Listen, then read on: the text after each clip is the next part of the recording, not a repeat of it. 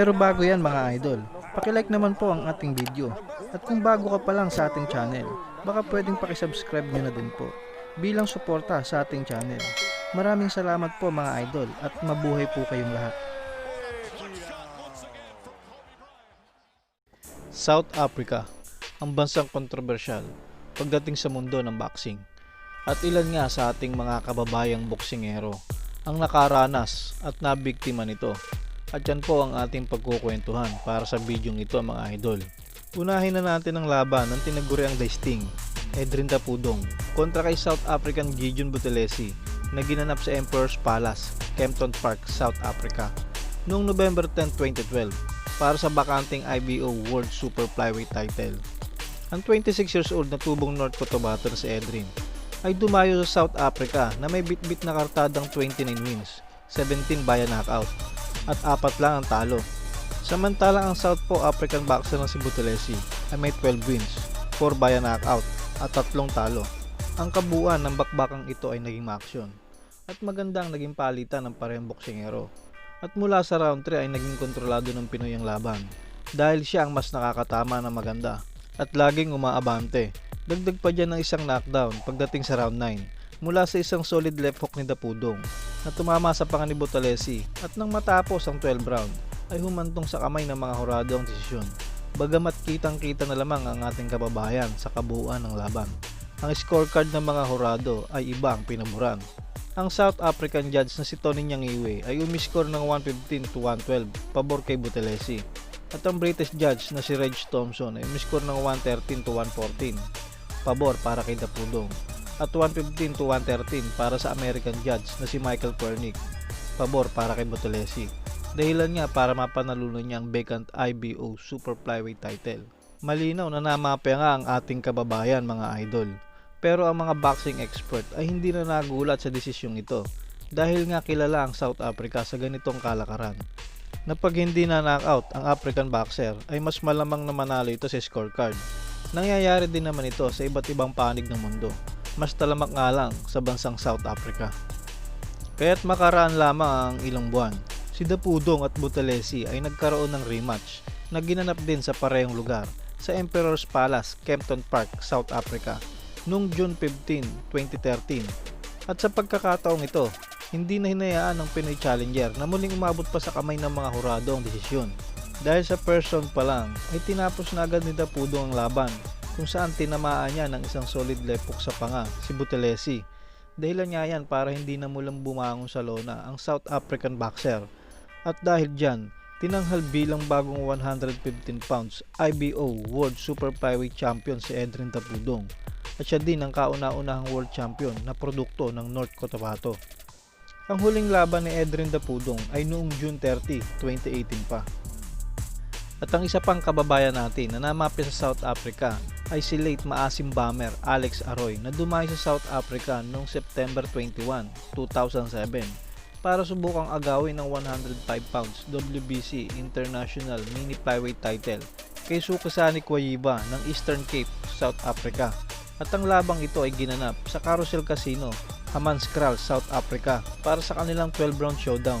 Ang Pinoy boxer ay sumampa sa ring na may fight record na 12 wins, 7 via knockout, 4 na talo at 2 draw. At ang kanyang katunggaling si Kwayiba ay may perfect record na 11 wins, 8 via knockout, walang talo. At ang kanilang sagupaan ay naging maganda para sa parehong boksingero. Pero ang laban ay unti-unting pumapabor sa Pinoy mula round 3, lalo na sa round 6, kung saan tinamaan ng magandang suntok ang African fighter na muntik nang magpabagsak sa kanya. Ngunit matapos ang 7th round, kasuspe-suspetsang namatay ang mga ilaw sa boxing ring. Ngunit sa ibang bahagi naman ng hotel ay may ilaw. At makalipas ang ilang minuto, ay nagpasya ang mga boxing officials na idaan na lang sa scorecard para madetermina kung sino ang panalo. Si Judge Joseph Chane ay umiscore ng 67 to 67. Si Judge Sylvia Mokaila at Tony Nyangiwe ay umiscore ng parehong 68-66 pabor para kay Kwayiba. Kaya siya ang itinanghal at nanatili bilang WBC International Mini Flyweight Champion. At ang tatlong judges ay puro taga South Africa, kaya't hindi katakataka ang naging desisyon at mabudol na naman ang ating kababayan. At ang huling laban ni Arroy ay noong February 4, 2008 kontra sa kapwa Pinoy na si Arnel Tadena, at matapos ang kanilang 10-round bout, ayon sa kanyang manager na si Rex Waki Salud, si Arroy ay nagreklamong hindi makaihi at matapos nga niyan ay nag-collapse. Kaya't dagli ang sinugod sa ospital, ngunit hindi na nga umabot pa ng buhay ang maasim bomber na si Alex Arroy. At ang ikatlong Pinoy boxer sa ating listahan na nabudol ay ang southpaw na tubong Mati City, Davao Oriental na si Juanito Rebellar, na dumayo din sa South Africa na may baong 49 wins with 23 knockouts, 15 losses at 7 draw para sa vacant 108 pounds IBO light flyweight belt. Kontra sa South African boxer na si Heki Butler na may 15 wins with 5 knockout at walang talo. Ang laban ay ginanap din sa Emperor's Casino, Kempton Park, South Africa. Ang kabuuan ng laban ay dinumina ng Pinoy boxer na si Rebellar, pero dahil umabot at tatapos sa 12 round, ay nauwi na naman sa kamay ng mga judges ang desisyon. Ang boxing judge na si Deon Duarte ay umiskor ng 115-113 pabor para kay Butler. At si Judge Isaac Chavalala ay umiskor ng 114-114. At ang pangatlong judge na si Lulama Mitia ay umiskor ng 117-114 para pa din kay Butler. Panalo ang hometown boxer by a 12 round majority decision. At makalipas lamang ang ilang buwan noong June 19, 2010 ay muli nagkaharap si Rebellar at Butler sa parehong lugar at parehong titulo. At muli nga mga idol ay natalo muli si Rebellar by a 12 round split decision. At ang panghuli sa ating listahan mga idol, ang noon ay 24 years old na tubong Mandawi Cebu na si Randy Suico kontra sa 30 years old South Africa na si Monsoki Fana para sa 130 pounds WBC Super Featherweight Title Eliminator. Kung sino ang mananalo sa sagupang ito ay siya namang lalaban sa boxing superstar ng Mexico na si Marco Antonio Barrera para sa WBC World Title Belt. At ang bakbakang ito ay ginanap noong May 28, 2004 sa Orlando Community Center, Soweto, South Africa. Ang 5'9" orthodox na si Suico ay may malinis na record na 21 wins, 18 by knockout at walang talo.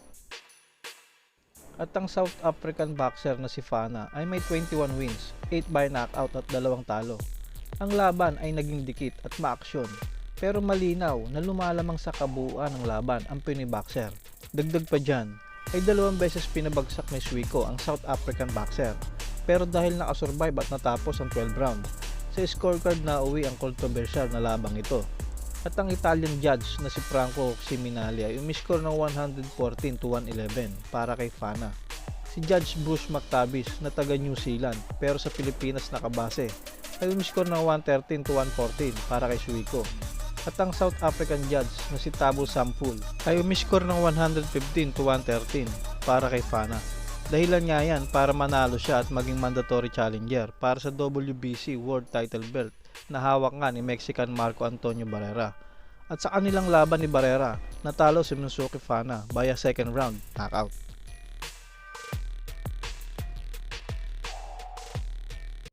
At yan po ang ating kwento para sa bidyong ito mga idol. Hanggang dito na lamang po muna at maraming salamat po sa inyo. Mabuhay po kayong lahat mga idol.